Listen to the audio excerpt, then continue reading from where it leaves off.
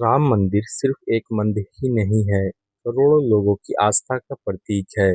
जब राम मंदिर बना, तो देश विदेश से लोगों ने दिल खोल कर दान किया। किसी ने 100 रुपए, किसी ने लाखों रुपए और किसी ने तो अपनी पूरी जिंदगी की कमाई तक भगवान राम के नाम कर दिया।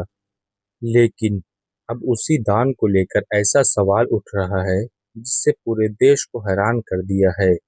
8 लोगों की गिरफ्तारी, करीब 50 बैंक खातों की जांच, कैश, गहने और दूसरी चीजें मिलने का दावा, और अब मामला सुप्रीम कोर्ट तक पहुंच चुका है।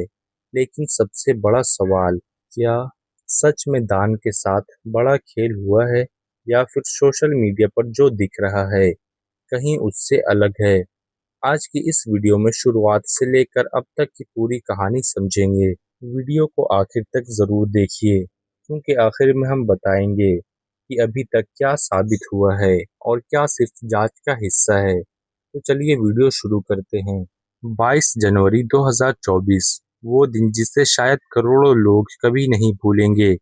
अयोध्या में राम मंदिर का उद्घाटन हुआ। देश भर में खुशी का माहौल था। लोग दर्शन करने पहुंचे और भगवान राम के चरणों में दिल खोलकर दान करने लगे। दान पेटियों में हर दिन लाखों रुपए आने लगे। किसी ने नकद पैसे दिए, किसी ने सोना, किसी ने चांदी, तो किसी ने ऑनलाइन दान दिया। धीरे धीरे दान की रकम इतनी बढ़ गई कि उसकी गिनने और सुरक्षा के लिए अलग व्यवस्था करनी पड़ी। लोगों को भरोसा था कि उनका दिया हुआ हर एक रुपए भगवान के काम में लगेगा। लेकिन कुछ ही महीने बाद ऐसी खबर सामने आई, जिसने हर किसी को चौंका दिया। और यहीं से इस कहानी में एक नया मोड़ आता है। शुरुआत में किसी को कुछ समझ नहीं आया, लेकिन फिर जांच के दौरान पुलिस को कुछ ऐसी बातें पता चली, जिसके बाद मामला बड़ा होता चला गया। जांच एजेंसियों का कहना है कि राम मंदिर के दान से जुड़ी रकम में कथित गड़बड़ी की जांच शुरू की गई। इसके बाद एक एक करके 8 लोगों को गिरफ्तार किया गया। यहीं से पूरा मामला देश में चर्चा का विषय बन गया। लेकिन कहानी यहीं खत्म नहीं होती।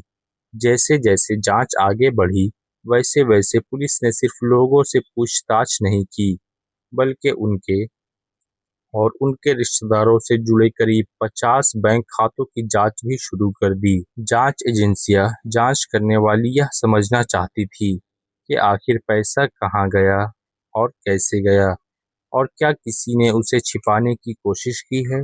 कुछ मीडिया रिपोर्ट्स में यह भी कहा गया है कि जांच के दौरान कैश, गहने और एक लग्जरी कार बरामद हुई है। हालांकि यह जांच का हिस्सा है और अदालत में अभी अंतिम फैसला नहीं आया है। अब सोचिए, जब मामला भगवान राम के मंदिर के दान से जुड़ा हुआ है, तो पूरे देश की नज़र इस पर क्यों नहीं होगी। यहीं से सोशल मीडिया पर बहस शुरू हो गई। कोई कहने लगा, इतना बड़ा मामला कैसे हो गया, तो कोई कहने लगा, पहले जांच पूरी होने दो। लेकिन कहानी अभी और बड़ी होने वाली थी, क्योंकि अब सवाल सिर्फ 8 लोगों का नहीं था। सवाल था, क्या मंदिर की व्यवस्था में कोई कमी थी? क्या ट्रस्ट को पहले ही पता था? और आखिर सुप्रीम कोर्ट तक बात कैसे पहुंच गई? जांच जैसे जैसे आगे बढ़ी, मामला और बड़ा होता गया। अब तक मामला सिर्फ चर्चा में था, लेकिन जब पुलिस ने एक एक करके 8 लोगों को गिरफ्तार किया, तब लोगों को लगा कि मामला छोटा नहीं है। पुलिस के मुताबिक ये सभी लोग किसी न किसी तरह मंदिर के दान की व्यवस्था से जुड़े हुए थे। जांच के दौरान पुलिस ने कई दस्तावेज उठाए, कई लोगों से पूछताछ की और फिर कार्रवाई शुरू की। यहीं से पूरे देश में एक अलग ही सवाल उठने लगा। अगर सब कुछ ठीक चल रहा था, तो फिर इतनी बड़ी कार्रवाई क्यों करनी पड़ी? लेकिन कहानी यहीं खत्म नहीं होती, क्योंकि गिरफ्तारी के बाद पुलिस ने जांच का दायरा और भी बढ़ा दिया है। करोड़ों रुपए की जांच की चर्चा कहां से शुरू हुई? गिरफ्तारी के बाद कई मीडिया रिपोर्ट्स ने दावा किया है कि दान की रकम में कथित गड़बड़ी की जांच हो रही है।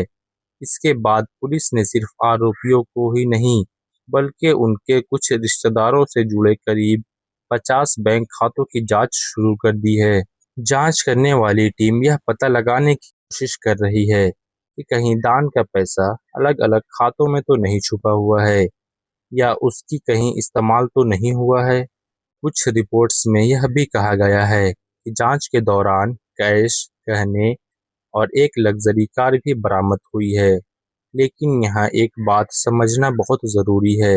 इस बरामदी में खाता की जांच अभी चल रही है और अदालत ने अभी इस मामले में कोई अंतिम फैसला नहीं दिया है।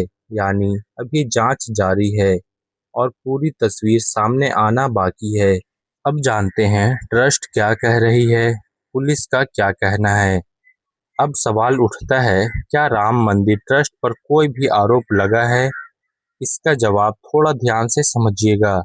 ट्रस्ट की तरफ से कहा गया है, राम मंदिर में आने वाला सोना और चांदी सुरक्षित है और अगर किसी कर्मचारी ने गलती किया है तो उसकी पूरी जांच की जाएगी। ट्रस्ट ने अपने वरिष्ठ अधिकारियों पर लगे आरोपों से इनकार भी किया है। दूसरी तरफ पुलिस का कहना है कि जांच अभी जारी है और सभी पहलुओं को देखा जा रहा है। इसी बीच कुछ लोगों ने सुप्रीम कोर्ट में याचिका दायर करने की मांग की है कि इस पूरे मामले की जांच किसी बड़े एजेंसी जैसे सीबीआई से करवाई जाए और दान का पूरा हिसाब जांच किया जाए। बस यहीं से मामला और बड़ा हो गया। अब यह सिर्फ पुलिस जांच का मामला नहीं रहा, बल्कि देश के सबसे बड़ी अदालत तक पहुंच गया है। और अब सबसे बड़ा सवाल यही है, क्या सुप्रीम कोर्ट सीबीआई जांच का आदेश देगी? क्या जांच में और बड़े खुलासे होंगे या फिर जो बातें अभी सोशल मीडिया पर चल रही है उसमें से कई अफवाहें साबित होंगी? अब आगे क्या होगा? आखिर सच क्या है?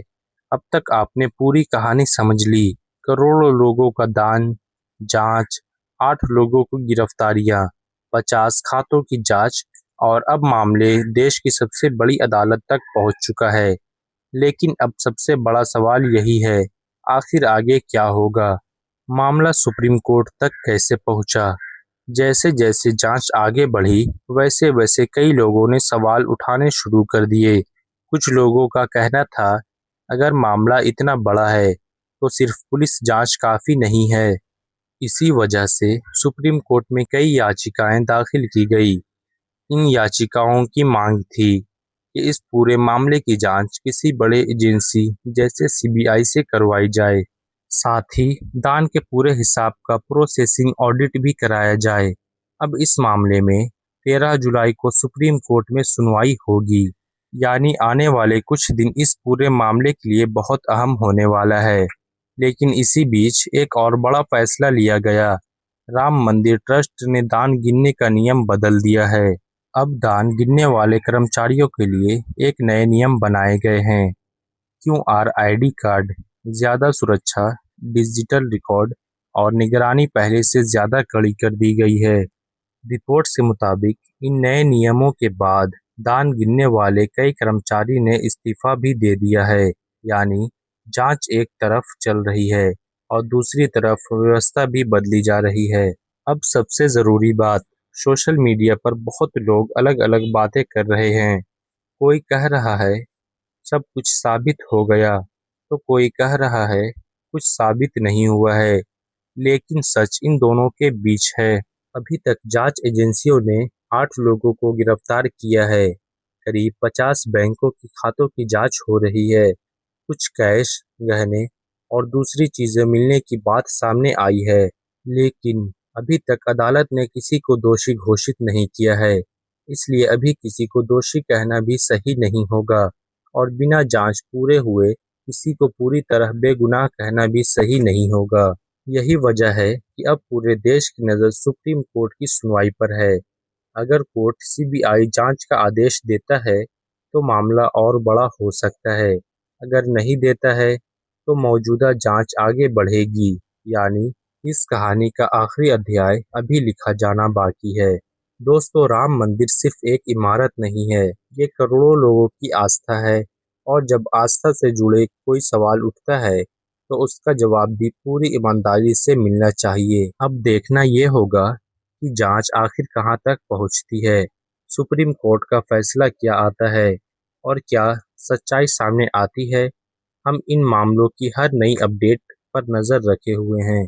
अगर कोई बड़ी खबर आती है तो उसकी पूरी कहानी सच्चाई के साथ मैं आप सभी को बताऊंगा।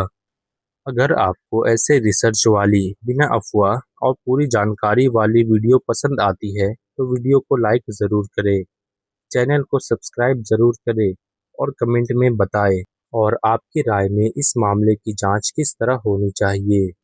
तो दोस्तों, मिलता हूँ मैं अगली वीडियो के साथ। तब तक के अपना और अपने घर वालों का ध्यान रखें।